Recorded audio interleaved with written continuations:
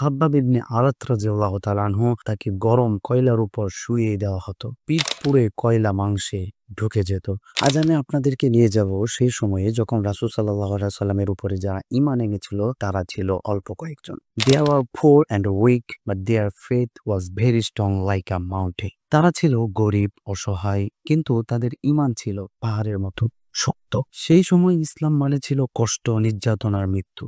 কিন্তু তবুও তারা বলেছিল, আমরা এক আল্লাহর বান্দা, আর কাউকে মানি না, আর কখনো মানবও না। তাদের মধ্যে একজন ছিলেন হযরত বেলাল রাদিয়াল্লাহু তাআলা আনহু। তিনি ছিলেন একজন গোলাম। যখন ইসলাম গ্রহণ করলেন তখন কাফেররা তাকে মরুভূমির উত্তপ্ত বালিতে শুইয়ে রাখত, বুকের উপর রেখে দিত বিশাল পাথর। তাদের দাবি ছিল মুহাম্মদ সাল্লাল্লাহু আলাইহি সাল্লামকে অস্বীকার করো, লাত এবং উজ্জাকে। কিন্তু তিনার ঈমান ছিল এত কঠিন, তিনি শুধু বলতেন আহাদ আহাদ আহাদ। তিনি অচেতন হয়ে যেতেন, কিন্তু জেগে উঠতেই বলতেন আহাদ। একমাত্র হযরত বেলাল রাদিয়াল্লাহু তাআলা আনহু ইসলাম গ্রহণ করার কারণে শাস্তি হয়েছে তিনার বিষয়টা এমন।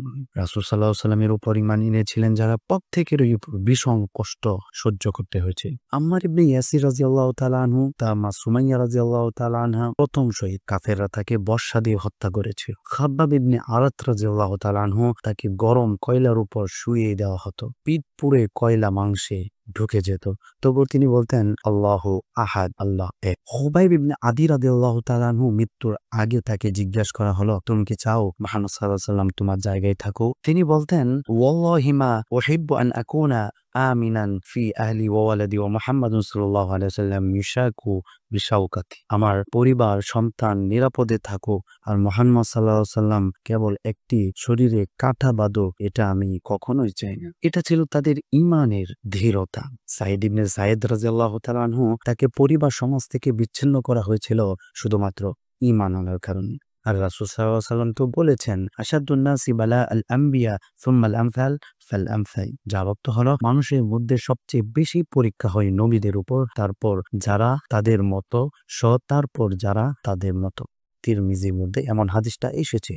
রাসূল সাল্লাল্লাহু আলাইহি ওয়াসাল্লাম বিলাল রাদিয়াল্লাহু তাআলা আনহুর সম্পর্কে বলতে গিয়ে বলেছেন, সামিআতু খশখশাতান আলাইকা বাইনা ইয়াদাইয়া ফিল জান্নাহ। অর্থাৎ আমি জান্নাতে যখন প্রবেশ করলাম আর আমার সামনে হযরত বিলাল রাদিয়াল্লাহু তাআলা আনহুর জুতার আওয়াজ আমি শুনতে পেয়েছিলাম। ভাই ও বোনেরা, এরা ছিলেন সেই সাহাবীরা যারা ঈমানের জন্য দুনিয়ার সব কষ্ট সহ্য করেছেন।